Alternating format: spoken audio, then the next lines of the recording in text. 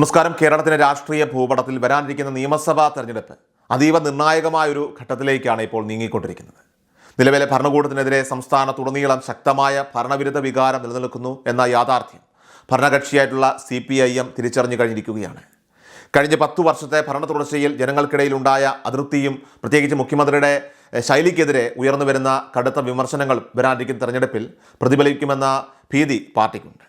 ഈ സാഹചര്യത്തിൽ ജനവിശ്വാസം ആർജിക്കാനും പാർട്ടിയുടെ ജനകീയ മുഖം വീണ്ടെടുക്കാനുമായിട്ട് അപ്രതീക്ഷിതമായിട്ടുള്ള തന്ത്രങ്ങളാണ് നേതൃത്വം ഇപ്പോൾ ആലോചിക്കുന്നത്.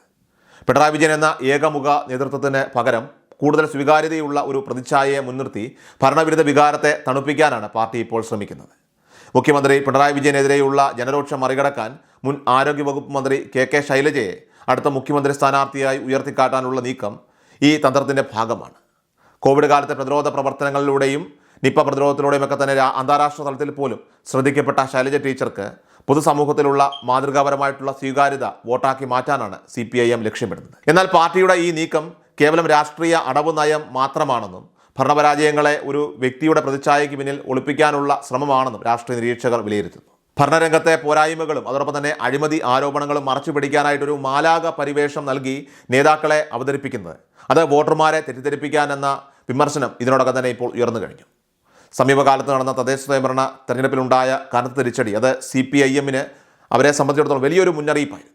പരമ്പരാഗതമായി LDF-നെ പിന്തുണച്ചിരുന്ന പല മേഖലകളിലും വോട്ട് ചോർച്ച ഉണ്ടായതും പ്രത്യേകിച്ചും മുസ്ലിം ക്രിസ്ത്യൻ ന്യൂനപക്ഷ വിഭാഗങ്ങൾ UDF-ന് പിന്നിൽ അണിനിരുന്നതുമൊക്കെ തന്നെ പാർട്ടിയെ ഇപ്പോൾ ഞെട്ടിപ്പിച്ചിട്ടുണ്ട്. ഇതിന് പുറമെ സാധാരണക്കാരായ ഹിന്ദു വോട്ടർമാരിൽ ഒരു വിഭാഗം, വലിയ വിഭാഗം സർക്കാരിൻ്റെ നിലപാടുകളിൽ അതൃപ്തരായിട്ട് അകന്നു പോയതും നേതൃത്വത്തെ പുനർചിന്തനത്തിന് ഇപ്പോൾ പ്രേരിപ്പിച്ചിരിക്കുകയാണ്. മുഖ്യമന്ത്രിയുടെ പ്രതിച്ഛായ മാത്രം കൊണ്ട് വരാനിരിക്കുന്ന തെരഞ്ഞെടുപ്പിനെ നേരിടുന്നത് രാഷ്ട്രീയമായി ആത്മഹത്യാപരമായിരിക്കുമെന്ന് പാർട്ടി ഇപ്പോൾ ഭയപ്പെടുന്നു. അപ്പോൾ ഇതിനുള്ള ഒരു മറുമരുന്നായാണ് KK ശൈലജ എന്ന പേര് ഉയർത്തിക്കൊണ്ടുവരുന്നത്. KK ശൈലജയുടെ പ്രതിച്ഛായയ്ക്ക് പിന്നിലും നിരവധി വെല്ലുവിളികൾ നിലനിൽക്കുന്നുണ്ട് എന്നത് അത് ഈ നീക്കത്തിൻ്റെ ഫലപ്രാപ്തിയെ ചോദ്യം ചെയ്യുന്നു. കോവിഡ് കാലത്തെ PPE കിറ്റ് വാങ്ങലുമായി ബന്ധപ്പെട്ട അഴിമതി ആരോപണങ്ങളും ലോകായുക്തയിലെ കേസുകളും ഇപ്പോഴും സജീവമായി നിലനിൽക്കുന്നുണ്ട്. കൂടാതെ വടകര ലോക്സഭാ തെരഞ്ഞെടുപ്പിൽ നേരിട്ട ലക്ഷത്തിലധികം വോട്ടുകളുടെ വൻ പരാജയം അവരുടെ വ്യക്തിപ്രഭാവത്തിന് ഇളക്കം തട്ടിയെന്നതിൻ്റെ തെളിവായി രാഷ്ട്രീയ പ്രതിയോഗികൾ ഉയർത്തിക്കാട്ടുന്നു. ശബരിമല വിഷയത്തിൽ വിശ്വാസികൾക്കിടയിലുണ്ടായ മുറിവ് ഇപ്പോഴും ഉണങ്ങാത്ത സാഹചര്യത്തിൽ ശൈലജ ടീച്ചറുടെ അക്കാലത്തെ നിലപാടുകൾ വിശ്വാസി സമൂഹത്തിനിടയിൽ വലിയ വെല്ലുവിളിയായി തന്നെ തുടരുന്നതാണ്. ഈ ഘടകങ്ങളെല്ലാം തന്നെ മുൻനിർത്തി നോക്കുമ്പോൾ പുതിയ സ്ഥാനാർത്ഥി പ്രഖ്യാപനം എത്രത്തോളം വോട്ടായി മാറുമെന്നത് തീർച്ചയായിട്ടും കണ്ടറിയേണ്ടതായിട്ടുണ്ട്. ഭരണകൂടത്തിൻ്റെ പഴയ ചരിത്രം പരിശോധിക്കുമ്പോൾ തെരഞ്ഞെടുപ്പ് ജയിക്കാൻ ഒരാളെ മുൻനിർത്തുകയും വിജയിച്ചു കഴിഞ്ഞാൽ മറ്റൊരാൾ അധികാരം ഏറ്റെടുക്കുകയും ചെയ്യുന്ന രീതി CPIM മുൻപും പയറ്റിയിട്ടുണ്ട് എന്നത് വിമർശകർ ഇവിടെ ചൂണ്ടിക്കാട്ടുന്നു. മുൻപ് VS അച്യുതാനന്ദനെ മുൻനിർത്തി വോട്ട് പിടിച്ച ശേഷം പിണറായി വിജയൻ അധികാരം ഏറ്റെടുത്ത ചരിത്രം ജനങ്ങൾക്കിടയിൽ സജീവ ചർച്ചയാകുന്നുണ്ട്.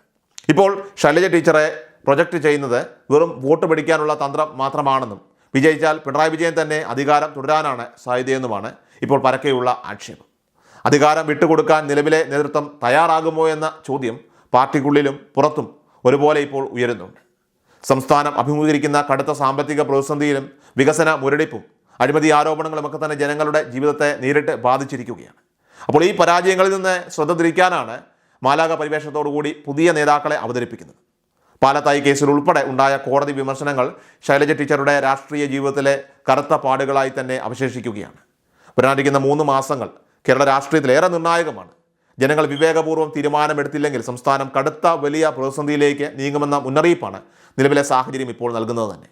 KK ശൈലജയെ മുൻനിർത്തിയുള്ള ഈ രാഷ്ട്രീയ നീക്കം ജനങ്ങൾ എത്രത്തോളം സ്വീകരിക്കുമെന്ന് അത് നിയമസഭാ തെരഞ്ഞെടുപ്പ് ഫലം തന്നെ വ്യക്തമാക്കുന്നതായിരിക്കും.